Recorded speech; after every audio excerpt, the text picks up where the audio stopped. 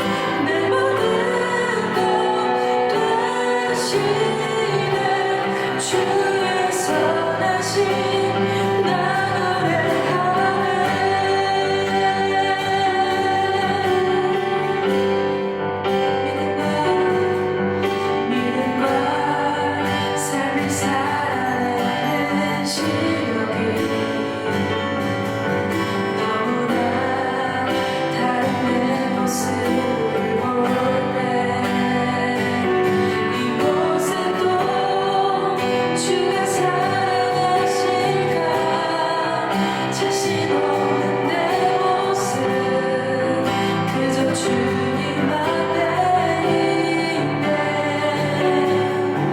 나가 그 작은 사랑하여 주시고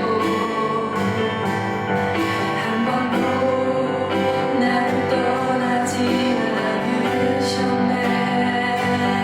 아픔 속에 주를 찾게 여긴 나 꾸짖지 않으시고 내 손 잡아주시네. 오직 주님만을 두려움에 고난을 통해 날 만드시길 믿네. 주님만이 내 모든 것 되시네. 주의 강한 손 날 붙드시네. 오직 주님만을 소망이네. 내 삶을 통해 영광 받으실 주님만이 내 모든 것 되시네. 주의 선하심 나 노래하네. 오직 주님만을 두려움에 고난을 통해 날 만드시는 믿네. 주님만이 내 모든 것 되시네. 주의 강한 손 날 붙드시네. 오직 주님만을 소망이네. 내 삶을 통해 영광 받으실 주님만이 내 모든 것 되시네. 주의 선하심 나 노래하다 다시 한번 고백합시다. 오직 주님만을 두려움에 고난을 통해 날 만드시는 믿네.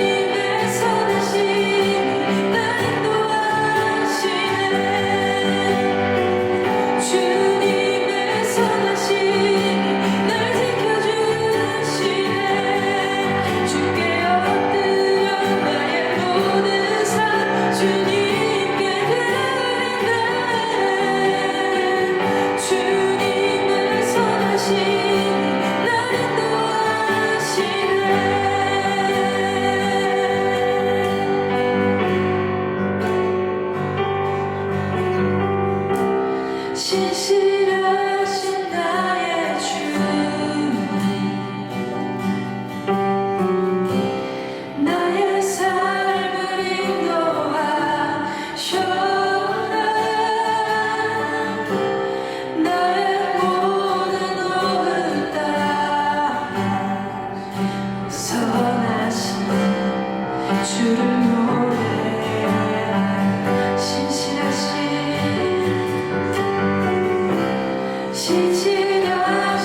나의 주 나의 삶을 인도하셨네 나의 모든 오늘 따라 선하신 주를 노래하리 선하신 주를 노래하리 선하신 주를 노래하리 선하신 주를 노래하리.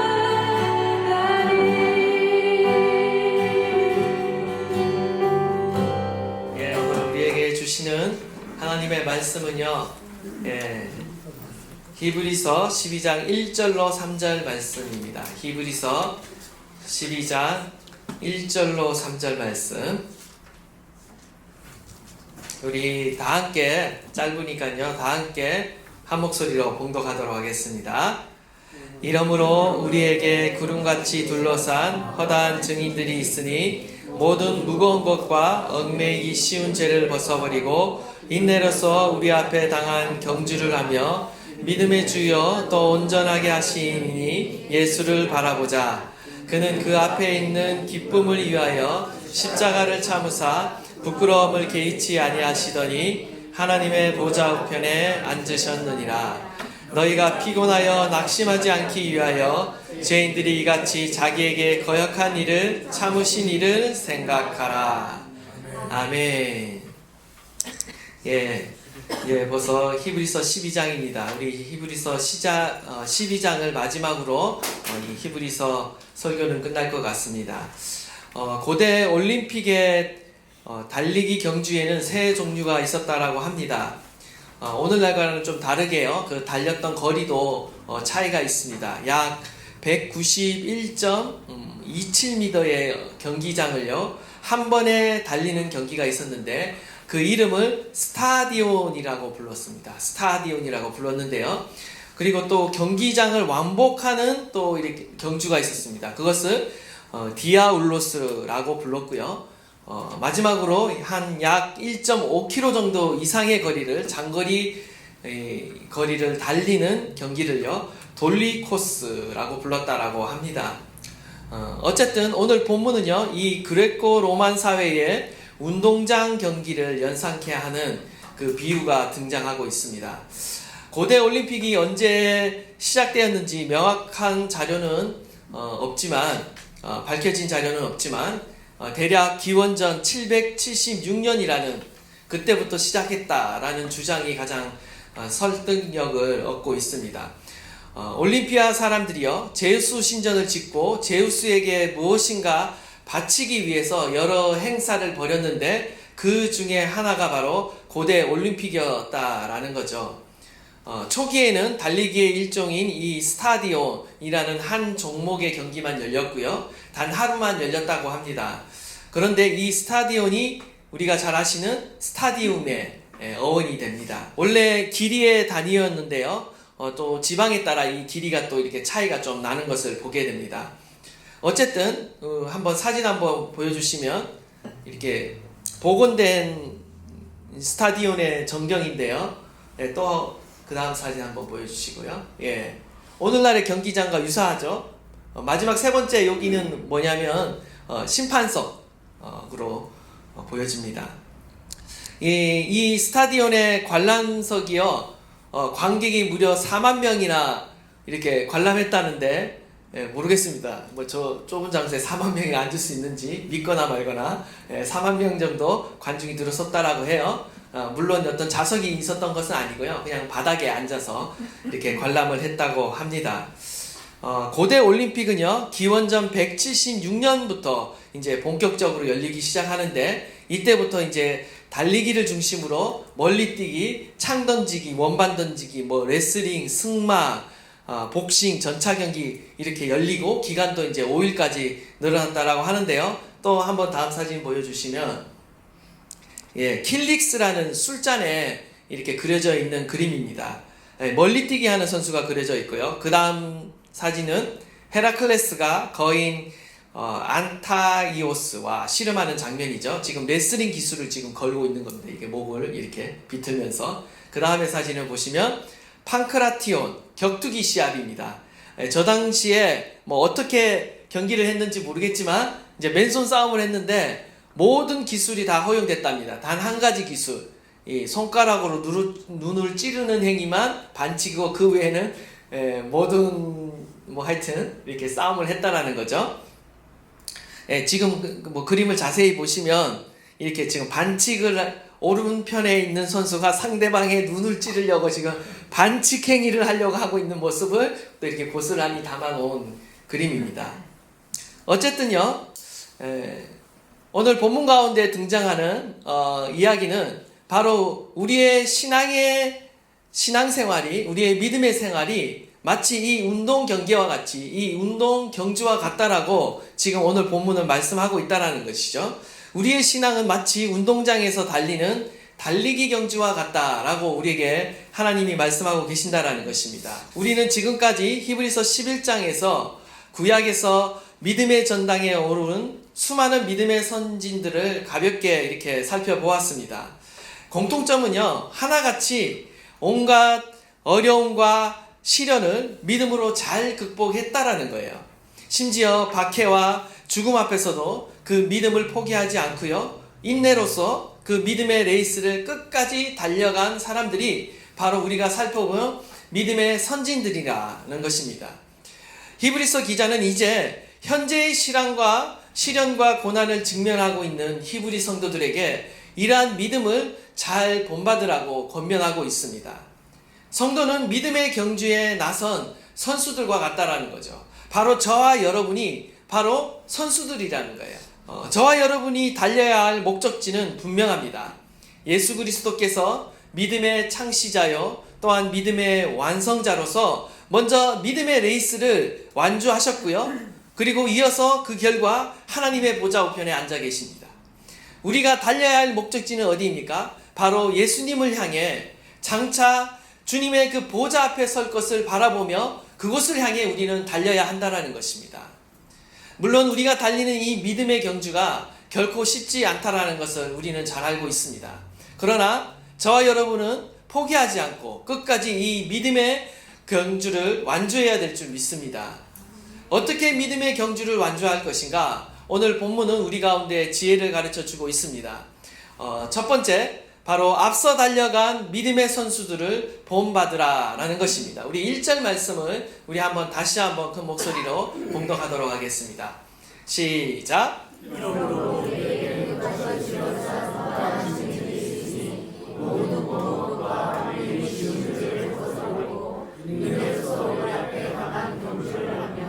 아멘. 우리에게 구름같이 둘러싼 허다한 증인들이 있으니, 먼저 우리에게 구름같이 둘러싼 허다한 증인들이 있다라고 말합니다. 이들은 누구입니까? 가깝게는 11장에서 소개한 바와 같이 하나님이 살아계신 것과 또 하나님이 자기를 찾는 자들에게 상 주시는 이심을 믿고 확신했던 자들이죠. 이들은 하나같이 보이지 않는 것을 확신하였습니다. 그리고 하나같이 미래의 영광을 바라보며 현재의 시련과 고난을 믿음으로 꿋꿋하게 견디어냈던 사람들이라는 거예요. 심지어 믿음의 선조들 가운데 약속을 현세에서 누리지 못한 자들도 많이 있었습니다. 오히려 하나님이 우리를 위해 더 좋은 것을 하늘에 예비하고 계신 줄을 믿고 믿음으로 순교한 자들도 많았다라는 겁니다. 우리가 다 11장을 다 보지는 않았지만 히브리서 11장 35절로 40절 말씀을 우리 다 함께 한번 봉독하도록 하겠습니다. 우리 다 함께 한번 봉독하도록 하겠습니다. 시작. 여자들은 자기의 죽은 자들을 부활로 받아들이기도 하며 또 어떤 이들은 더 좋은 부활을 얻고자 하여 심한 고문을 받되 구차히 풀려나기를 원하지 아니하였으며 또 어떤 이들은 조롱과 채찍질뿐만 아니라 결박과 옥에 갇히는 시련도 받았으며 돌로 치는 것과 톱으로 켜는 것과 시험과 칼로 죽임을 당하고 양과 염소의 가죽을 입고 유리하여 궁핍과 환난과 학대를 받았으며 이런 사람은 세상이 감당하지 못하느니라. 그들이 광야와 산과 동굴과 토굴에 유리하였느니라. 이 사람들은 다 믿음으로 말미암아 증거를 받았으나 약속된 것을 받지 못하였으니 이는 하나님이 우리를 위하여 더 좋은 것을 예비하셨은즉 우리가 아니면 그들로 온전함을 이루지 못하게 하려 하심이라. 아멘. 어떻습니까?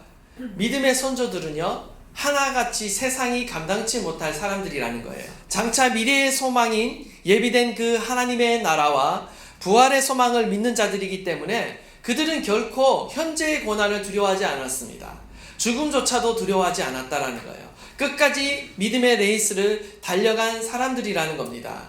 그들이 당한 시험과 시련은요, 우리가 오늘날 당하는 그 시련과 어려움과 비교해 볼 때 결코 상상 못할 어려움이었다라는 겁니다.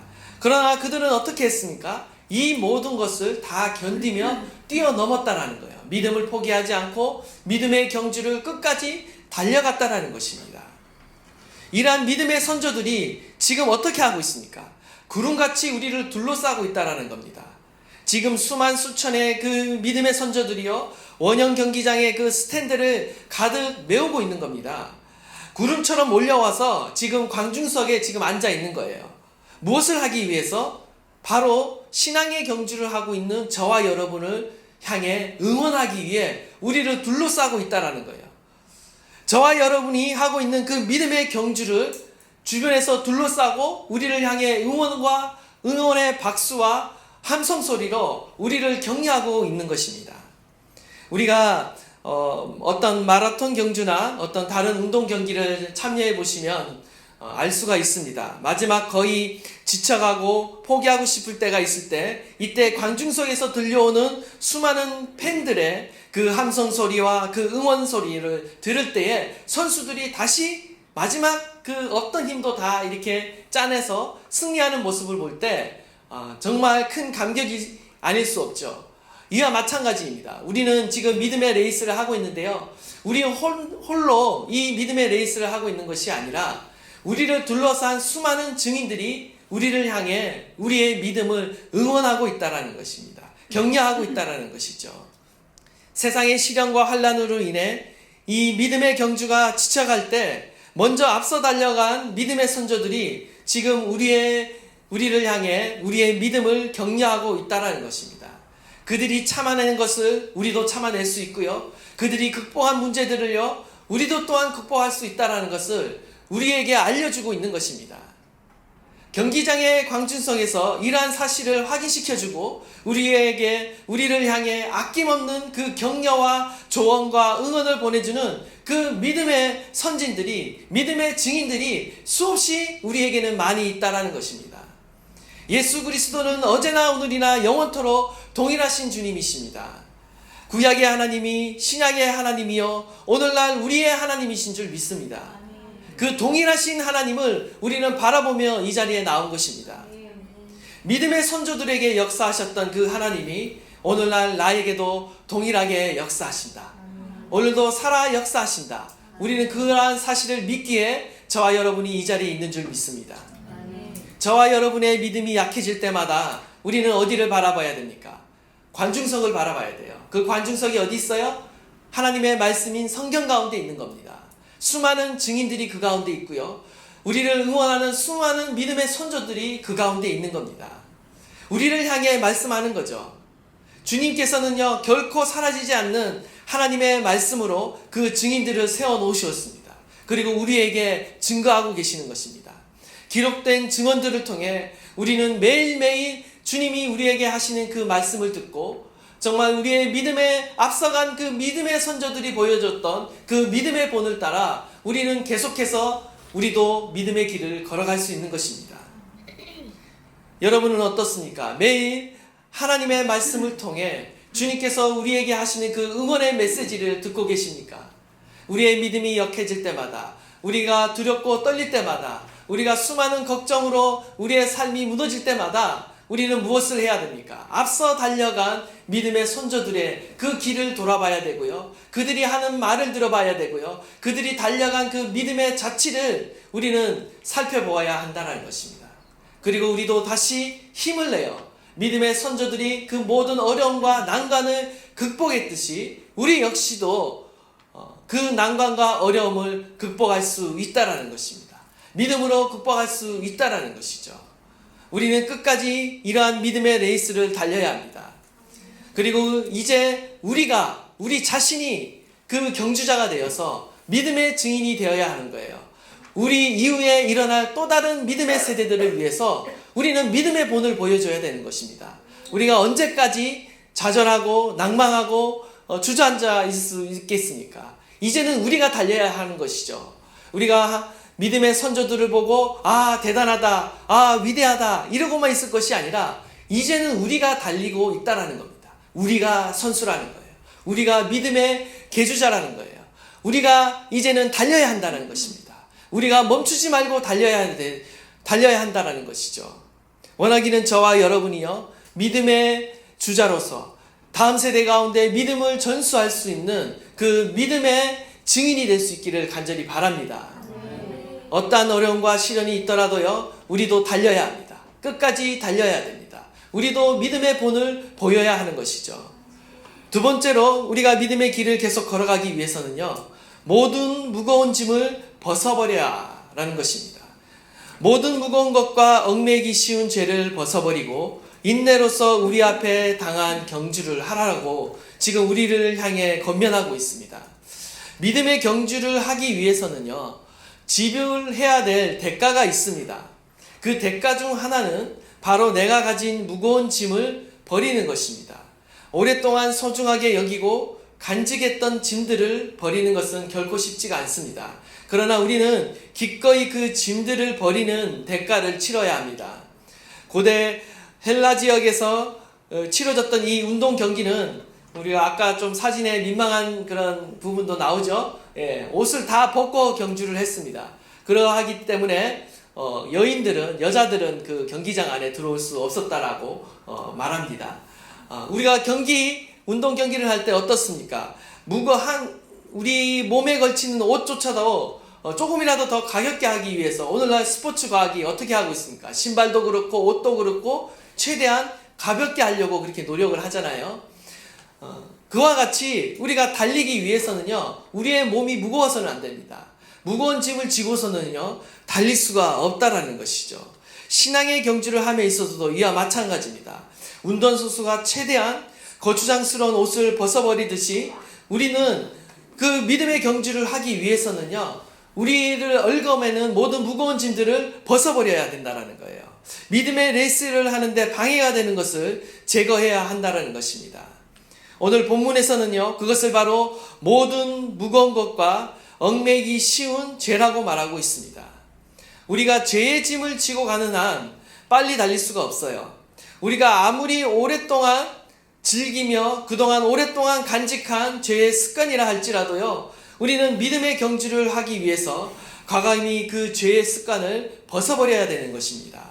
육체의 정욕과 안목의 정욕과 이생의 자랑을 벗어버려야 되고요, 뿐만 아니라 영적인 나태함과 불신과 의심을 벗어버려야 됩니다. 그 외에도 우리가 저번 시간에 살펴봤던 불안과 걱정과 염려와 두려움을 벗어버려야 되는 것이죠. 우리의 교만과 완고한 마음과 편견과 아집도 벗어버려야 되는 겁니다. 우리가 달리기 위해서는요, 벗어야 될 것이 너무나 많습니다. 어쩌면 우리의 믿음의 생활이라는 것은요, 주님 앞에 서는 날까지 계속 벗는 작업이다, 계속 벗어서 던져버리는 작업이다 라고 말할 수 있습니다. 뿐만 아니라 이 무거운 짐은요, 죄뿐만 아니라 때로는 우리에게 유익하고 좋은 것들도 짐이 될 수 있다는 것입니다. 우리가 소중히 여기는 것들이 오히려 우리의 믿음의 성장을 가로막는 장애로, 짐으로 작용할 때가 있습니다. 사도 바울은 회심하기 전에 세상의 관점으로 볼 때 아주 훌륭한 혈통과 스펙을 자랑하던 사람이었습니다. 이스라엘의 족속이고요, 베냐민의 집하고 히브리 중에 히브리이고 또한 권위 있는 가말리아의 문화생이었습니다. 그리고 로마의 시민권을 가진 자였습니다. 한마디로 금수저였다라는 거죠. 그런데 그가 예수 그리스도를 영접한 후 자신이 자랑하던 그 모든 것을 어떻게 여깁니까? 바로 회로 여기고 배설물처럼 버렸다라고 말하고 있습니다. 이 모든 자랑거리들이요, 오히려 믿음의 경주에 장애물이 된다라는 것을 그가 깨달았던 것이죠. 사도 바울은요, 오직 주님이 주신 그 사명을 표대로 삼고 달려갔습니다. 그 표대를 향해 달려갔고요, 전심으로 달려가기 위해서 거추장스러운 것, 때로는 내가 자랑하던 그 모든 교만거리도 그는 버리고 겸손하게 주님을 따라갔던 것입니다. 세상의 지위나 어떤 재물이나 권력이나 우리가 가진 지식이나 경험, 이 모든 것들은 우리에게 필요한 것입니다. 그리고 유익합니다. 그러나 때로 이러한 것들이요, 믿음의 경주를 방해하는 장애물이 될 수 있다는 것을 우리는 유념해야 됩니다. 때로는 우리가 즐기는 여가생활, 그리고 스포츠나 취미생활도요, 믿음의 장애물로 이렇게 작용할 때가 있습니다. 제가 예전에 섬기던 교회에서 어떤 한 집사님이요, 예수님을 믿고 막 뜨겁게 열정적으로 신앙생활을 하던 분이 계셨습니다. 근데 그 집사님이 어느 날부터 자꾸 이제 주일을 빠지기 시작하는 거예요. 그러다가 결국에는 주일날 이제 계속 나오지 않는 겁니다.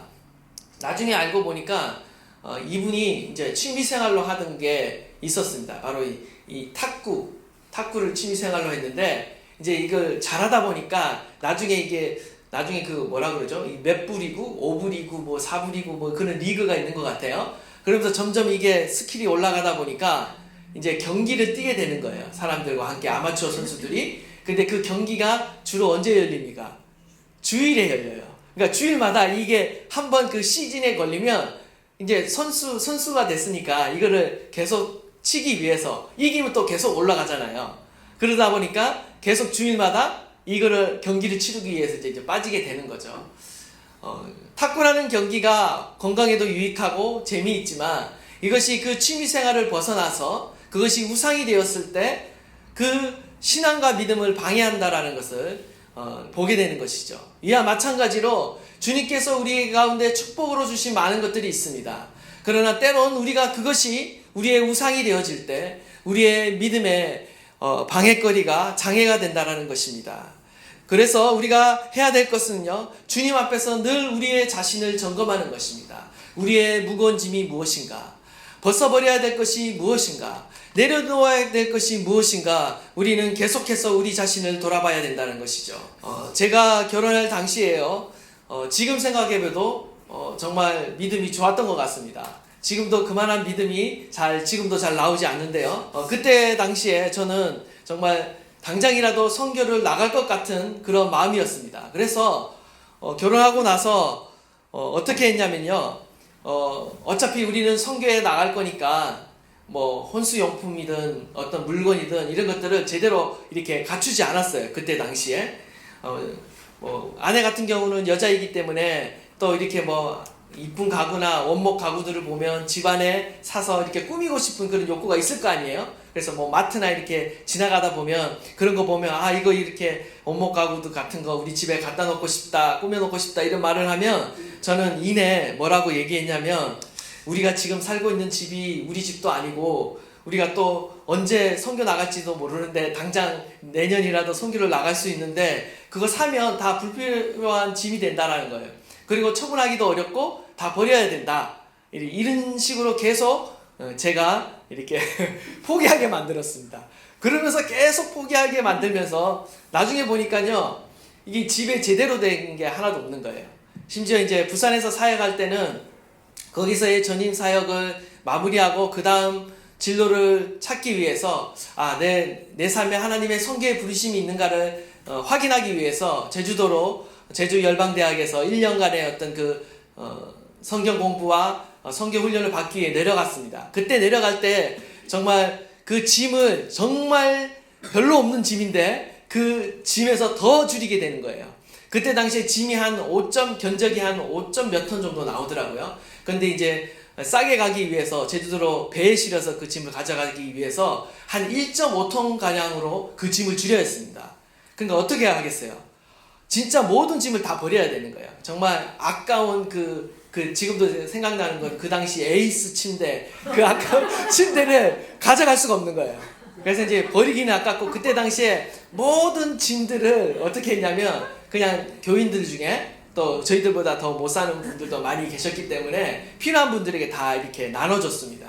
그리고 이제 못 버리는 책들이나 이런 것들은 또 이제 아버지 집에 맡겨놓고 그리고 결국 행거와 필요한 옷 그리고 먹고 이렇게 요리할 수 있는 그런 주방기구들 몇 가지 하고 딱 1.5kg만 딱 이렇게 만들어서 제주도로 내려가서 그때 당시 이제 원룸에서 살았거든요. 1년을 살았는데 그때 보면서 와 정말 짐들이 많구나. 짐이 정말 많구나. 그리고 내가 아까워서 나중에 사용해야지 라고 이렇게 놔뒀던 그런 짐들을요 이렇게 다 버리게 되는 일이 있었습니다. 참 이게 뭐라고 이게 아깝다고 내가 지금까지 이걸 가지고 있었나 하는 그런 옷들 또 그러한 책들 그러한 모든 것들을 지금 그때 다 버렸던 기억이 납니다. 지금 제가 말씀을 준비하면서 또 과거를 이렇게 돌아보면서 제가 이런 생각을 하게 되었습니다.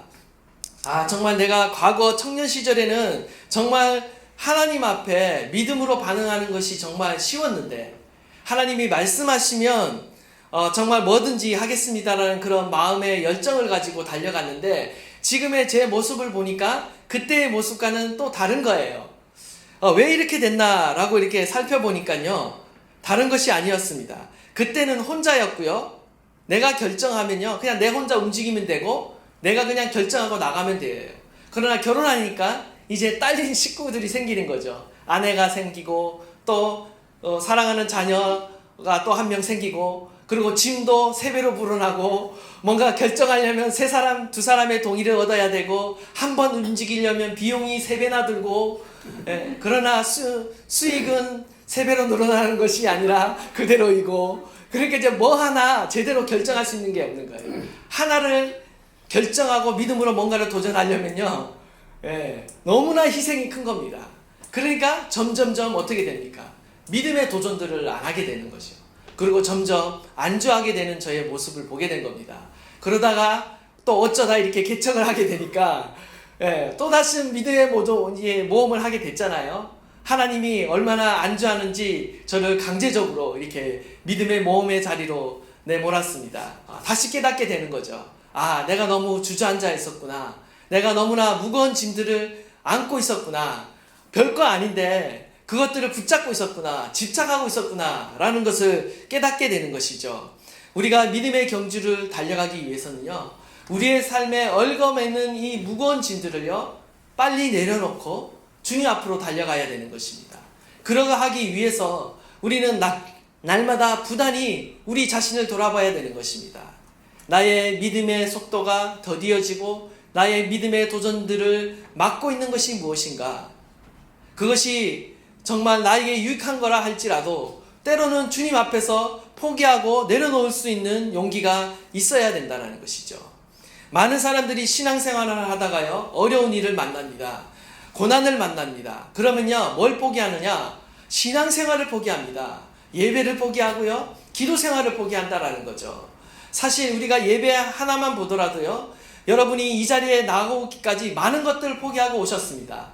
깊이 잠들 수 있고 쉴 수 있는 그 여가 시간을 포기했고요. 또한 여러분이 이 시간에 더 일할 수 있는데 일할 수 있는 것을 포기하며 이 자리에 나오신 것입니다.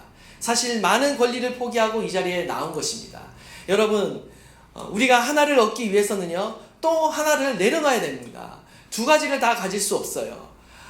우리가 하나님을 선택하고 신앙을 선택함에 있어서 다른 한 가지를 내려놓지 않으면요 우리가 하나님을 향해 우리가 나아갈 수 없다라는 거예요. 우리가 믿음의 전진을 해갈 수 없다라는 겁니다. 믿음의 경주를 해갈 수 없다라는 겁니다. 우리가 하나를 얻기 위해서는요 하나를 내려놓아야 되는 것입니다. 이것을 바로 우리가 우선순위라고 말하는 것이죠. 우리가 신앙생활을 해가고 믿음의 생활을 해 나가기 위해서는요 바로 우리의 믿음의 우선순위를 정해야 하는 것입니다. 하나님께서는요, 우리가 가진 이 믿음의 경주를 끝까지 달려가기 위해 내려놓아라, 무거운 짐을 내려놓아라, 무거운 짐과 죄를 내려놓으라고 우리에게 말씀하고 있다라는 것입니다. 원하기는 저와 여러분들이 믿음의 선배들의 그 발자취를 따라 우리도 역시 믿음의 경주 가운데 무거운 짐들을 내려놓을 수 있기를 간절히 바랍니다. 믿음의 경주를 포기하지 마시고 우리도 우리가 가진 것들, 포기하지 못한 그것들을 내려놓음으로 인해서 더 열심히 주님 앞에 달려가는 저와 여러분 되시기를 간절히 축원합니다. 마지막으로 예수님을 바라보며 인내하라는 것입니다. 우리 2절과 3절 말씀인데 우리 한번 다 함께 봉독하도록 하겠습니다. 시작.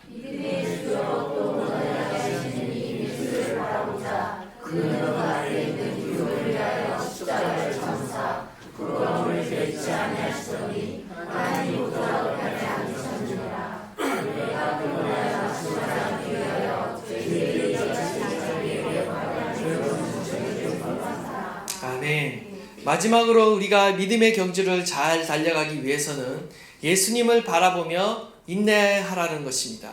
수많은 믿음의 선수들을 우리가 보았고요. 특별히 그 누구보다도 우리에게 가장 큰 믿음의 본이 되시는 분은 예수님이십니다. 예수님이 믿음의 주라는 것은요, 바로 예수님이 믿음의 창시자라는 겁니다. 믿음의 창시자이자 믿음의 완성자이신 예수 그리스도를 우리가 지속적으로 바라봐야 된다는 거예요. 일종의 선두주자라는 것이죠. 예수님은 믿음의 경주에 있어서 지금 최고 선두에 서서 그 믿음의 길을 개척하셨습니다. 그리고 또한 결승전까지 골인하셨고요. 그 믿음의 경주를 끝마치신 분이에요. 예수님은 우리의 믿음을 시작하게 하시는 분이고 우리의 믿음을 마지막까지 완성하실 분이 바로 예수님이시라는 겁니다. 이러한 예수님을 바라볼 때 우리가 믿음의 경주를 끝까지 완주할 수 있다는 것입니다. 제가 한 목사님으로부터 월남전에 참전하셨던 어떤 한 목사님으로부터 그 월남전에서 있었던 일을 들은 적이 있습니다. 굉장히 인상 깊은 이야기라서 오늘 말씀 가운데 생각이 나서 여러분에게 이야기 드리고자 하는데요. 월남전 가운데 이 목사님이 의무실에서 이렇게 근무를 하셨는데 굉장히 비참한 상황들을 보게 되었습니다. 하루에도 수십 명의 병사들이 어떤 총탄이나 이 수류탄의 파편에 맞아서 그 의무실로 실려오는 겁니다. 근데 그 당시 의료 수준이 형편없는 거죠. 임의로 이렇게 설치되어 있기 때문에 치료가 거의 불가능했다고 합니다. 그래서 총알이 팔에 맞으면 썩지 않게 하려고 팔을 절단하고, 다리에 총탄이 맞으면 다리가 썩지 않게 하려고 다리를 절단하고, 뭐 이런 식으로 치료가 거의 이렇게 절단하는 것이 치료의 전부였다고 그래요. 이렇게 의무실로 수많은 환자들이 밀려오고 있는데 마치 이제 지옥을 방문했다고 부르는데, 그 당시에 이 병동에 팔이 하나 잘린 병사가 들어왔습니다.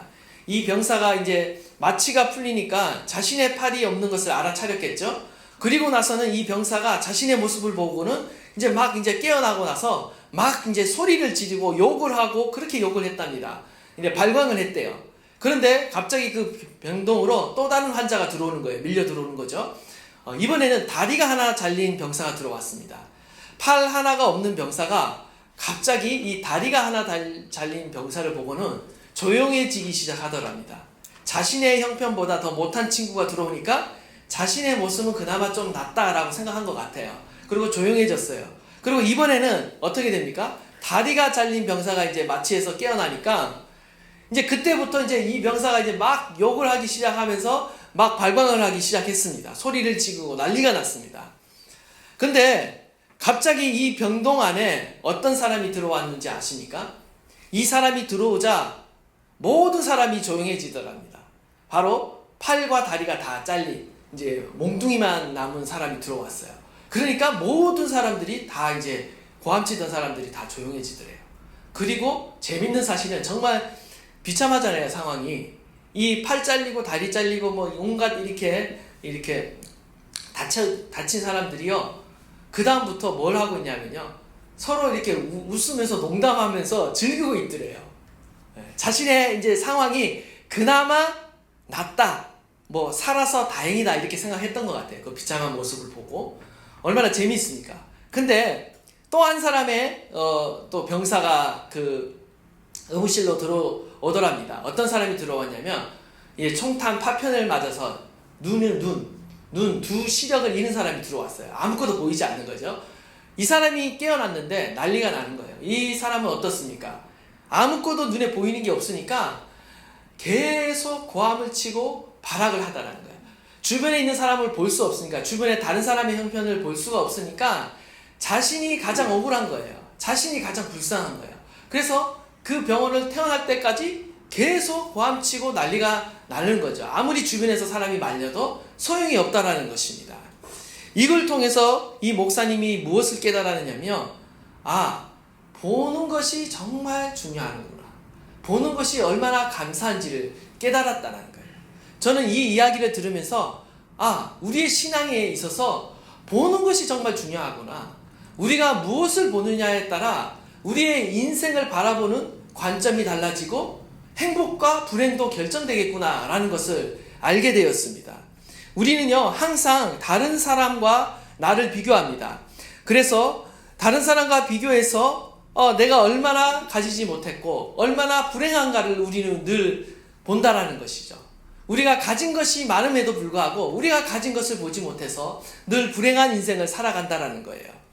그래서 내 자신이 다른 사람보다 좀 나아 보이고 좀 더 무엇인가 가졌다라고 생각하면 행복하게 여기고 어깨에도 힘이 들어가지만 무언가 다른 사람보다 내가 가진 게 없다라고 생각하면요 이내 불행해진다는 거예요. 우울해진다는 거예요. 마치 팔 하나 없는 사람, 다리 하나 없는 병사와 같이 우리가 살아간다는 것입니다. 얼마나 어리석습니까? 우리는요 마음의 눈을 열어서 주님을 바라봐야 된다는 거예요. 오늘 말씀은 우리가 그 어떤 것보다, 세상의 그 어떤 것보다 예수를 바라보라고 말씀하고 있습니다. 예수를 바라봐야 우리의 인생이 행복해지고 우리의 인생이 믿음의 길을 끝까지 꿋꿋하게 걸어갈 수 있다라는 것입니다. 주님은 우리에게 요구하고 계세요. 우리가 바라봐야 될 대상은 바로 예수 그리스도다. 세상의 그 어떤 기준과 가치관으로 자신을 바라보고 세상을 바라보고 우리의 자녀를 바라보면요 우리 안에는 늘 불평과 불만과 어떤 불행의 삶으로만 나아갈 수밖에 없다라는 거예요. 그러나 성경은요 우리가 예수 그리스도를 바라볼 때 이 모든 불행은 끝난다라는 거예요. 절대적인 그 예수 그리스도를 바라보고 절대적인 가치를 우리가 바라볼 때 우리는 믿음으로 끝까지 주님을 바라보며 그 길을 달려갈 수 있다라고 말하고 있는 것입니다. 계속해서 예수님을 생각해야 됩니다. 예수님을 바라본다는 것은요 우리가 계속해서 예수님을 생각해야 된다는 거예요. 그리고 예수님을 묵상해야 된다는 거죠. 계속해서 예수님을 바라보고 예수님을 생각할 때 우리의 삶은 누가 지배하는가? 바로 예수님께서 우리의 삶을 지배하신다라는 것입니다. 우리가 바라보는 것 그것에 의해 우리가 지배를 당한다라는 걸 알고 계십니까? 우리가 매일 생각하는 그것, 우리가 매일 바라보는 그것에 의해 우리는 묶이게 되어 있습니다. 우리는 영향을 받게 되어 있어요. 우리가 예수님을 매일 바라본다면요 우리는 예수님의 영향력 아래 놓이게 되는 것입니다. 예수를 바라보자. 우리가 일전에 한번 설명드린 적이 있는데 fix, 영어로는 fix라는 단어를 사용했다고 했습니다. Let us fix our eyes on Jesus. 예수님께 우리의 눈을 고정하라 라고 주님은 말씀하고 있다는 거예요. 우리의 눈이 어쩌다가 한번 예수님을 바라보는 것이 아니라 매일매일 우리는 우리의 마음의 시선이 예수님께 고정되어 있어야 한다는 것입니다. 주님 한 분만을 바라보는 그 믿음이 없었다라면요 결코 우리가 살펴본 그 믿음의 선조들이 그 믿음의 길을 끝까지 달려갈 수 없었다라는 거예요. 주님 한 분만을 바라보는 그 믿음이 있었기에 아브라함은 자원이 풍족한 그 메소포타미아 지역을 떠날 수 있었고요 믿음의 조상이 될 수 있었습니다. 모세는요 주님 한 분만을 바라보는 그 믿음이 있었기에 바로 왕의 그 공주의 그 영광스러운 자리를 떠날 수 있었고요 이스라엘 민족의 지도자가 될 수 있었고 홍해를 가를 수 있었다라는 거죠. 여호수아는요 주님만 바라보는 그 믿음, 하나님의 말씀만을 의지하는 그 믿음이 있었기 때문에 그 여리고성을 13바퀴나 묵묵히 돌 수 있었고 그 성은 끝내 무너졌고 그 성을 정복할 수 있었던 것입니다. 이처럼 믿음의 선조들은요 예수 그리스도를 바라보는 그 믿음 한 가지를 가지고 승리했다라는 거예요. 바로 저와 여러분이 가져야 될 믿음인 줄 믿습니다. 주님 한 분만을 바라보며 의지하며 나갈 때 주님께서 우리 가운데 승리를 주시는 줄 믿습니다. 그들이 보여준 그 환경을 초월하는 그 믿음은요, 자신들의 힘과 지혜와 경험에서 나온 것이 아니라 오직 주님만을 바라보는 그 믿음, 주님만을 의지하는 그 믿음, 하나님의 말씀만을 바라보는 그 믿음이 있었기에 가능했다라는 것입니다. 이 믿음이 저와 여러분 가운데 있기를 간절히 소망합니다. 우리가 예수님을 바라볼 때 어떤 일이 우리 가운데 일어날까요? 그것은 바로 예수님의 믿음이 우리의 믿음이 되는 것입니다. 예수님을 닮게 되어 있는 것입니다. 예수님이 어떤 대가를 치르며 그 길을 달려갔습니까? 바로 십자가를 참는 그 대가, 부끄러움과 수치를 당하는 그 대가, 죄인들이 자기에게 거역한 일을 참으시는 그 대가를 치르며 인내하며 그 믿음의 길을 달려갔습니다. 바로 모든 일에 인내하는 대가를 치르며 달려갔다라는 거예요. 하나님의 아들조차도 인내하며 대가를 치르며 그 믿음의 길을 걸어갔습니다. 우리도 역시 이 믿음의 길을요, 대가를 치르며 달려가는 길이라는 거예요. 인내하며 통과하는 길이라는 겁니다. 결코 쉽지 않은 길이에요. 누구에게도 쉽지 않은 길입니다. 그러나 이 길을요, 우리는 끝까지 달려갈 수 있습니다. 주님을 바라볼 때 주님께서 우리를 돕고 계시며 또 수많은 믿음의 선조들이 우리를 응원하고 있으며 오늘도 우리와 함께 하시는 그 성령 하나님이 우리를 돕고 계시기에 우리는 이 믿음의 길을 끝까지 달려갈 수 있는 줄 믿습니다. 저와 여러분 안에 이 믿음의 레이스를 멈추지 않고 우리가 끝까지 그 믿음의 길을 달려가는 저와 여러분 될 수 있기를 간절히 소망합니다. 주님께서 우리를 향해 말씀하십니다. 너희도 나를 따르라. 믿음의 경주를 하여라. 거기에는 대가가 있다. 그러나 그 길 가운데 그 대가를 치르며 믿음의 경주를 달려라. 모든 것을 참으며 모든 것을 건디며 모든 것을 용서하며 모든 것을 사랑하는 가운데 인내하며 그 길을 따르라고 주님께서 저와 여러분을 초대하고 있는 줄 믿습니다. 오늘 우리의 삶에 어렵고 힘든 많은 일들이 있습니다. 시험이 있습니다. 시련이 있습니다. 때로는 유혹이 있습니다. 이 모든 무거운 짐들을 우리가 잘 벗어버리고 계속해서 믿음으로 달려가시는 저와 여러분 될 수 있기를 간절히 축원합니다.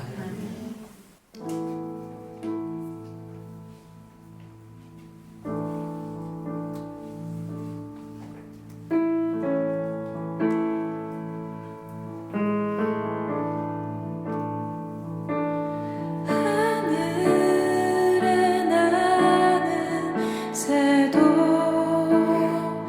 주 손길 돌보시네.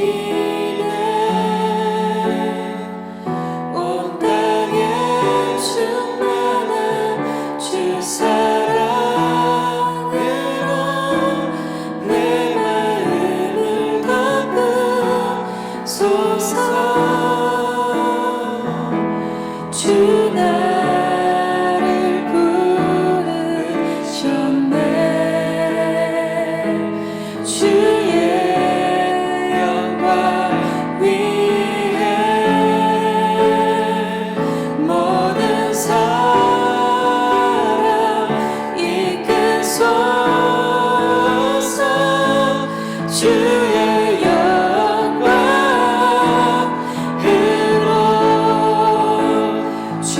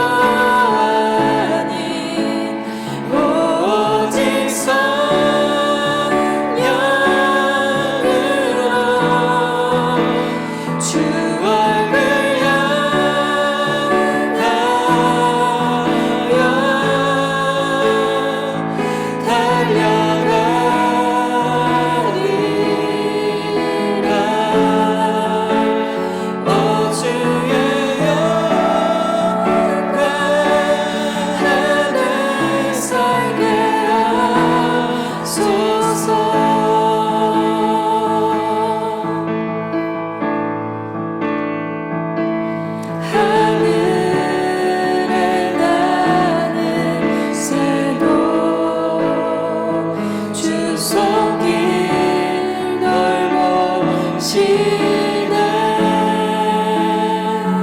온 땅에 충만한 주 사랑으로 내 마음을 덮으소서. 주 나를 부르셨네. 주의 영광 위에 모든 사람 이끄소서. 주의 영광으로 주 말씀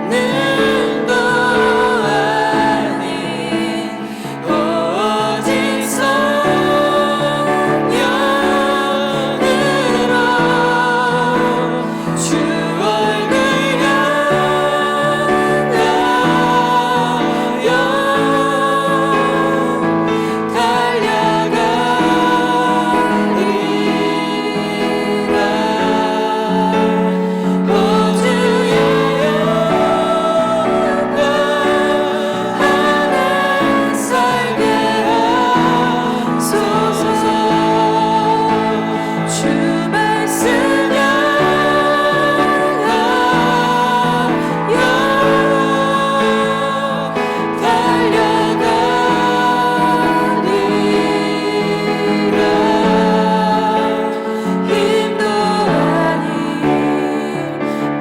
능도 아닌 오직 성령으로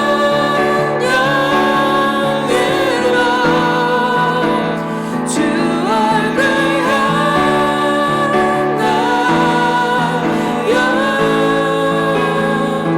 향하여